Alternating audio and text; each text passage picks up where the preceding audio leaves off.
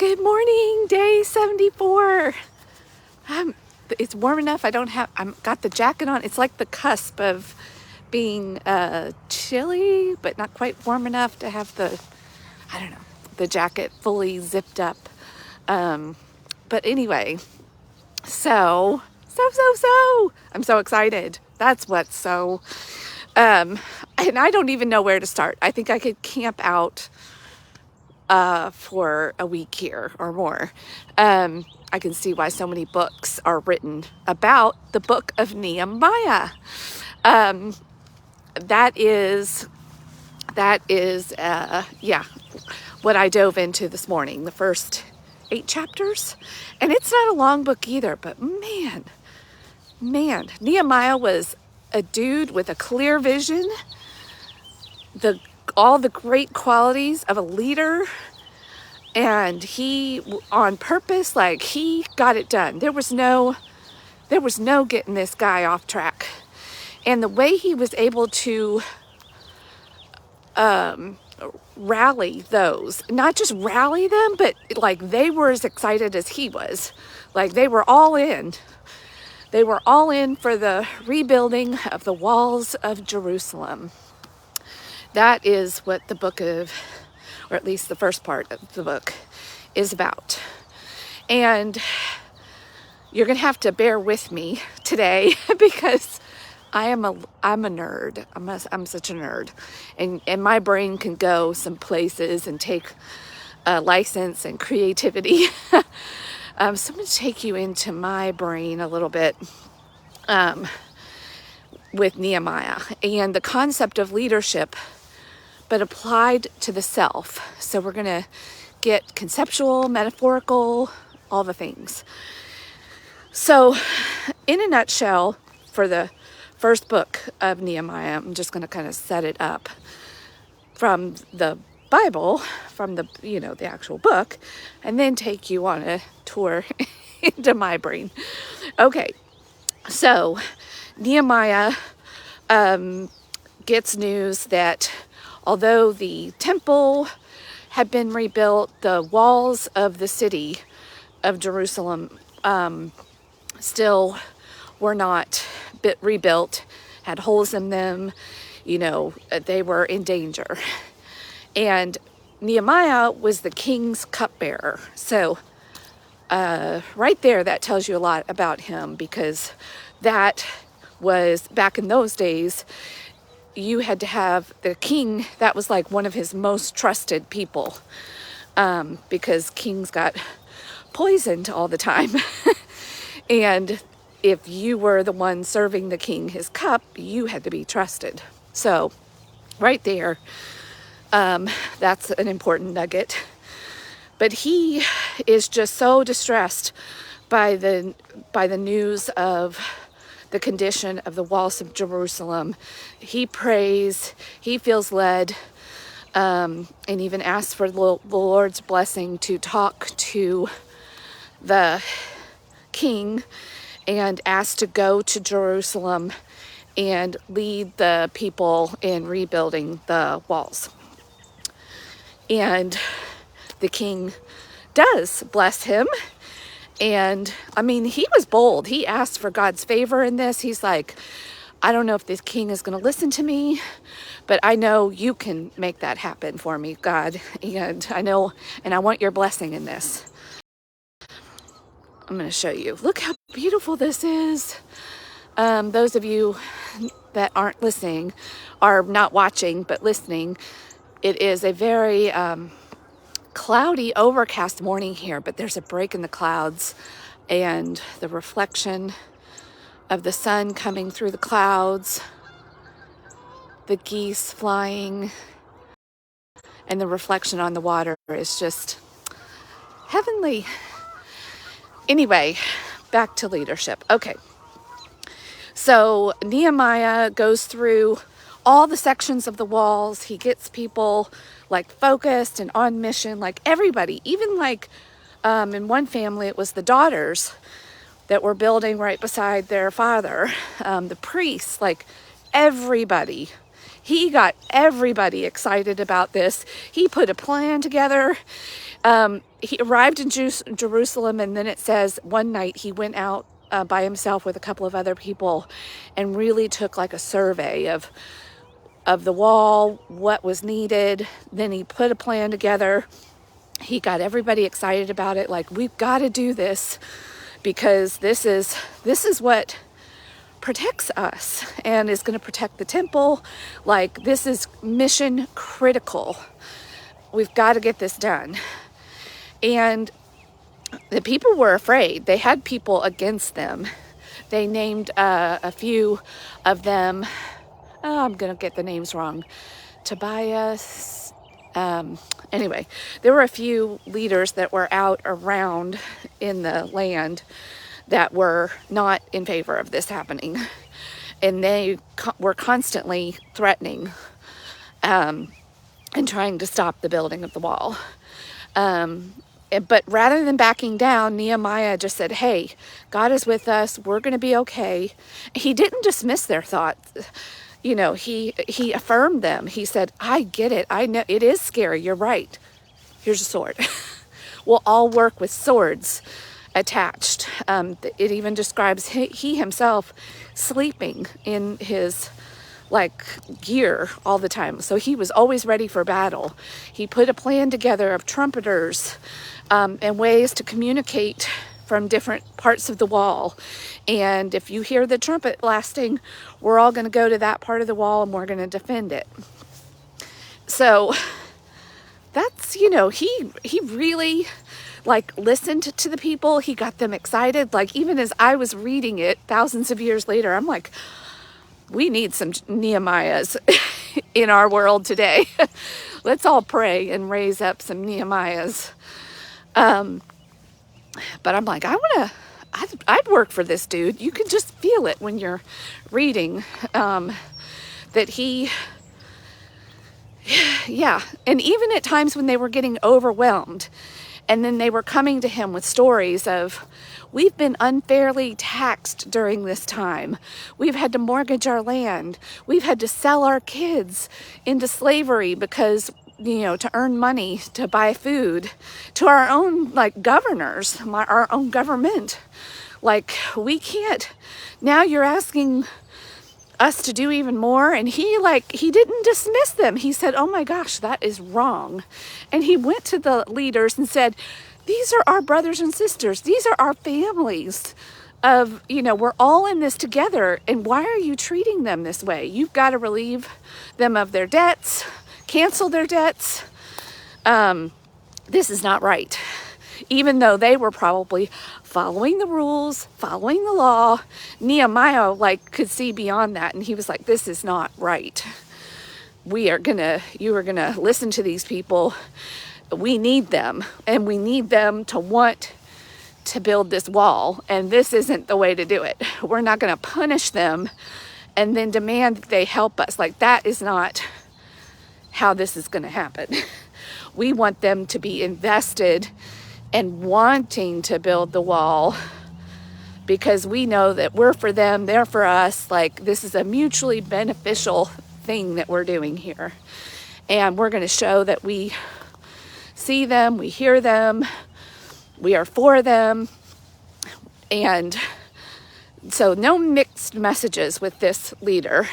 He was in it for them. He was in it for the mission, the greater good. And he got everybody working for this higher good. So I titled this today as self-leadership, and I told you I would take you into my brain a little bit. I am like a superhero nerd.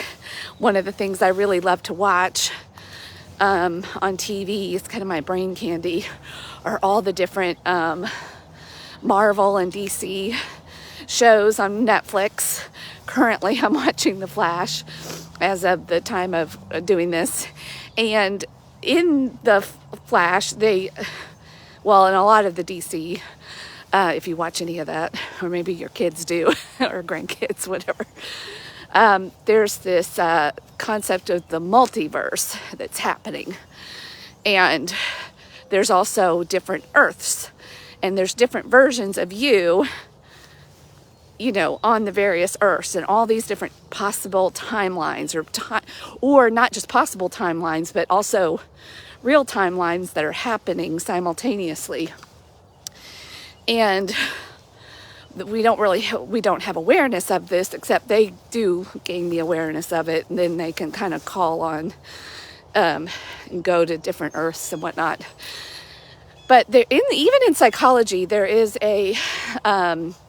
there's, I think, a part of psychologists that really do speak to the concept of different selves and honoring the different selves and kind of bringing them together, honoring the movie Inside Out, if you've ever seen that, where it really kind of personifies even the emotions that we experience, like happiness, sadness, anger. That's sort of where I'm going with this. And being a self-leader.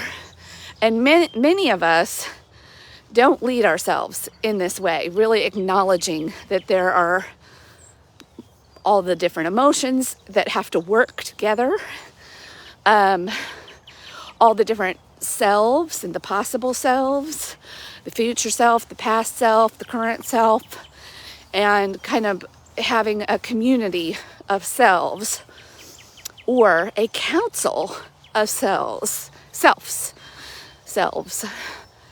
And that is from one of the scenes in the, there's one character in particular who has his own council, and they call it the Council of Wells.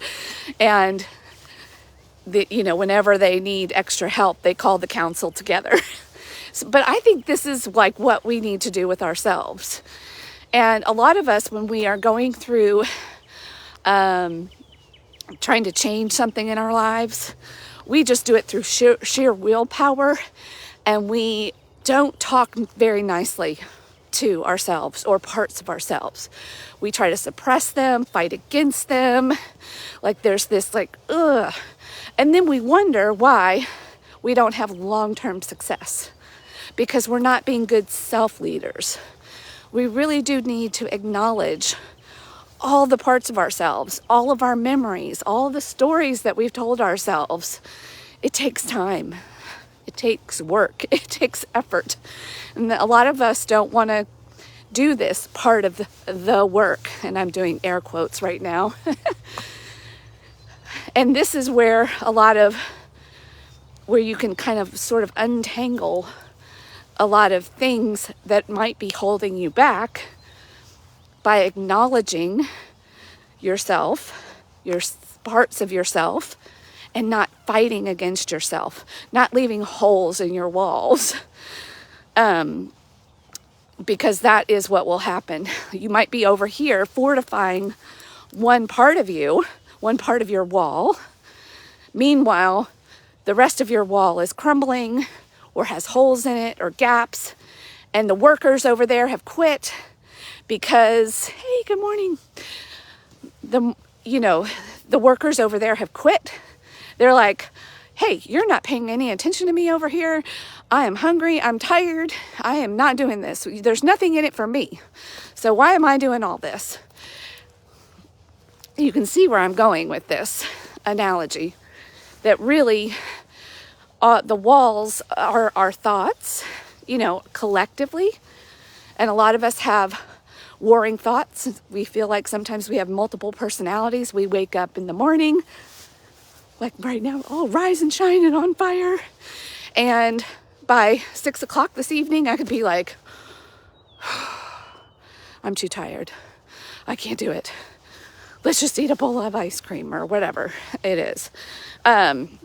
Used to be drinking half a bottle of wine or more. And so I've been able to sort of conquer that, but there are still some other things I'm like, I'm not quite conquering that. And then this book, Nehemiah, this morning woke up my eyes. I'm like, oh, there's probably a part of yourself that you're either shaming or you're not acknowledging, that you're kind of fighting against instead of working with them, part of you, me, and getting her on board. This is like legit stuff, y'all. This is not psychobabble. This This is real stuff. And we've got to get our whole selves unified, integrated, lead ourselves well. But that is through acknowledging all of it and taking care of all of it. Not going over here and fortifying one part of yourself while robbing or demeaning or punishing another part of yourself. Hey, good morning. You guys are rising and shining. It's going to be a great day. Tuesday, March 15th. Wow. Is that a corporate tax filing deadline for some? Anyway, back to the program. Being a good self-leader. It's a lot of work. And it is not for the faint of heart. But I'm telling you, this is where life goes to a whole nother level. When you're willing to do the work, acknowledge all parts of yourself, take care of all parts of yourself, give them their voice, take care of them so that they will get into line with what is needed and help you reach your full potential. So if you keep having the same, just like marriages have the same 3 fights for 50 years, you probably have the same thing within yourself. And there's something you're not acknowledging about yourself because either you think you shouldn't, you're demeaning it because it's weakness. And yes, maybe it is. Like, that is part of the whole of who we are. The good, the bad, the ugly. And when we can fortify and reassure and build up all the whole community, then everybody's on board with the higher mission. And I'm telling y'all, I even had a personal breakthrough because obviously I am not, I still got some selves in myself that are throwing up some rebellion and resistance, or have thrown in the towel and said, I'm done. And the other part of me is like, what are you, No, that's not the way it's going to get done. So there's something there to some deeper work to get done of acknowledging and taking care of the whole self. And even on any given day, we have the morning self, the rise and shine self, and then the, I am out self, like, get me out of here self. And that wants to reach for, all of the consuming of too much of something, usually, to stuff and quiet those voices down.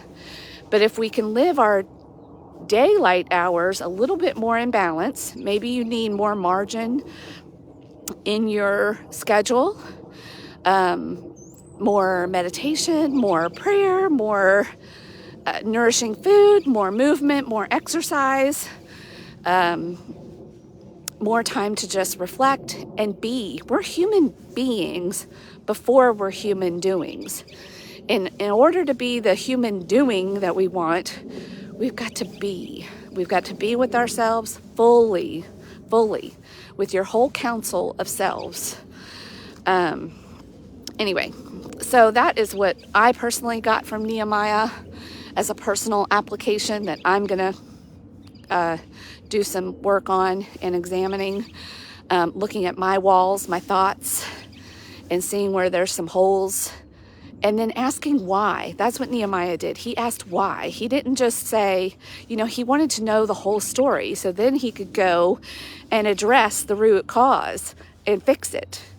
And then get people back where they needed to be, for the higher good of building the wall and fortifying the walls and protecting the city. And this is where it all happens, folks. This is our wall right here, is our thoughts.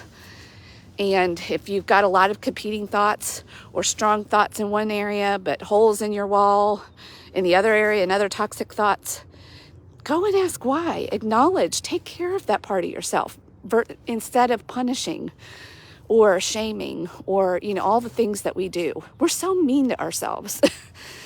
But until you fully acknowledge all of you and integrate it all, you're never going to get there. So, and I'm not either. All right. Have a great Tuesday. Bye.